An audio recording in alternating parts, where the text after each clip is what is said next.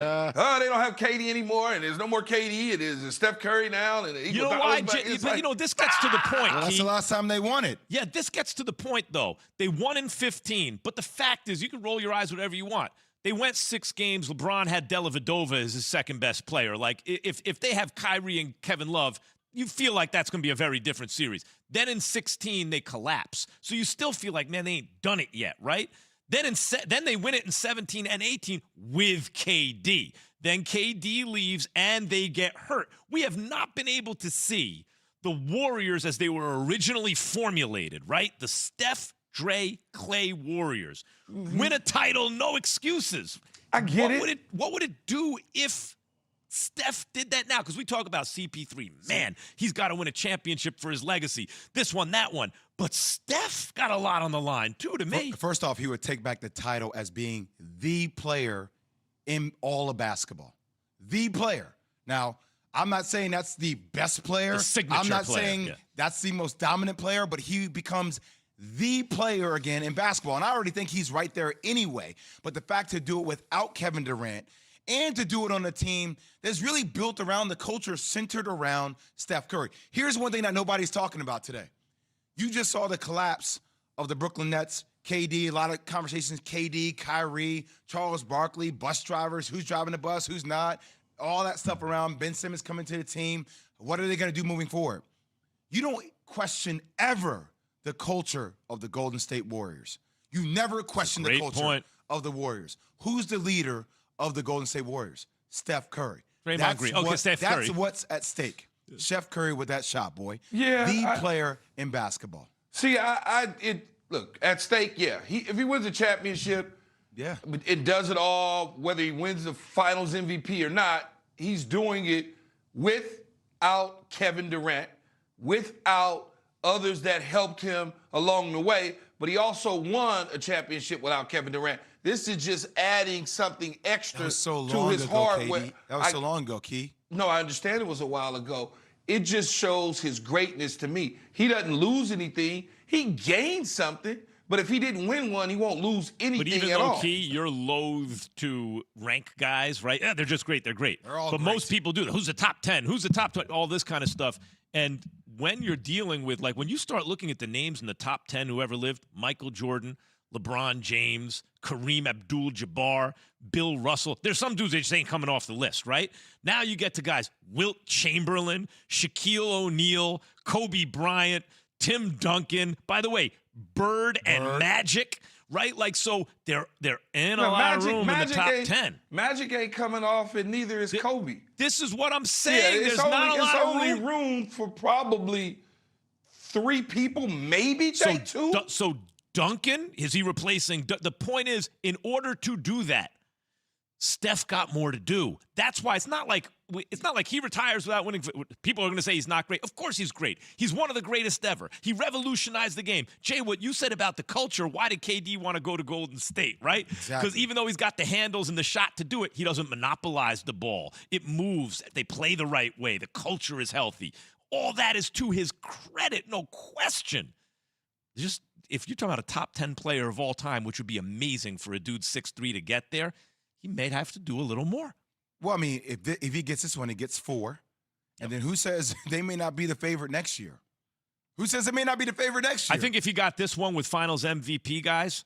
You are so locked in on that. But because you're talking about how it looks overall on the resume, I hear what you're saying. I think when it matters. I think everybody knows that's one of the biggest heists in NBA history. And I get what Iggy brought to the team. I'm not minimizing But the heist wasn't from Steph. It was from LeBron. The dude averaged 26.5 points a game. I know, but LeBron was by so far the best player in the series. He's the second best player to ever play the game of basketball. Always a dude like that, hanging around, blocking a dude, like always. But, I just hate that's the one caveat that minimizes the resume of Stephen Curry for you. Well, that's the only thing that you know use what it to is? minimize. Are you mad at me for that, or are you mad that I'm pointing it out? The reality. That people point that out. Because that's something that people just say, well, they see it on the resume, but then you go back and you see the impact he had in the game. Like, you're not going to say that.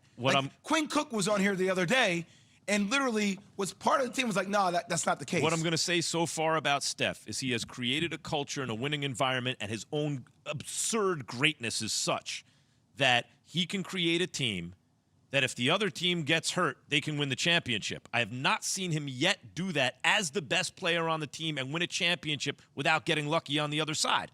That's all I'm saying. And it's not that that doesn't mean he's not incredibly great. I'm just talking about top 10. Top 10. Those other dudes did all kinds of crazy stuff too. He may never win a Finals MVP and may win multiple NBA titles again. So what does that mean? Well, that's a good point, too. He's creating the environment and the ability for a teammate even to win Finals MVP, and that doesn't exist without him. These are strong points. I'm just saying that you got strong points for other guys in the top 10, too, like he could use a little more. Could Chris Paul use it even more than him? Keyshawn J. Willimax is presented by Progressive Insurance. Your small business keeps you on the go. Progressive Commercial Insurance keeps your policy within reach with their easy-to-use mobile app. Learn more at progressivecommercial.com. How likely is it that we see a blockbuster deal tonight in the NFL draft, around the NFL draft? That's next on ESPN Radio and ESPN News. To try to take care of business, knowing how important this game was to win. First 3 quarters, 2.5 quarters, you could tell like we were kind of pressing a little bit. They were obviously, Jokic was playing amazing. And they had a lot of life in that 3rd quarter, and it was a good reminder of, again, how hard it is to win a playoff game, how hard it is to, close a team out, and just dealing with, the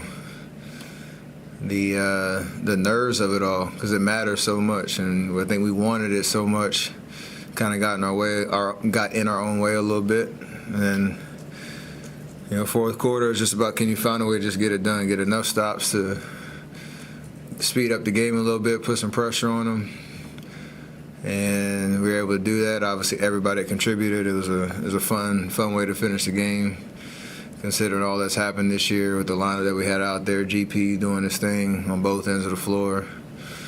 Draymond and Loon providing a good presence for us inside. Otto coming up big. It was just not exactly how you would draw it up, but it was a playoff type of environment where it's just, can you get the win and get out of here? Curry barely made the roster. Was there a moment you knew, like, oh, that guy can help us in playoff games, like early in the season? It seemed so long ago, but like November was wild, just how he was making his presence felt, bringing a lot of energy, athleticism on both ends of the floor, his defensive awareness and impact.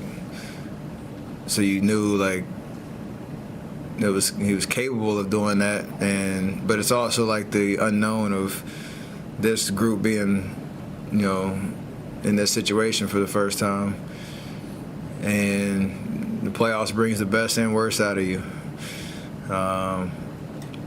And like look at his impact this series. If I'm not mistaken, the first 2 games, he played a little bit, but he had an impact, but it wasn't like tonight. Game 3, he was amazing in the first half. He was pretty much perfect in his minutes. Game 4 didn't really have, that opportunity, and then he comes back and finishes off a series clinching game. So it's how we do things. Everybody has to be ready, but he really made his presence felt and showed, what he's capable of, and he's going to continue to do that, especially with whoever we play next round.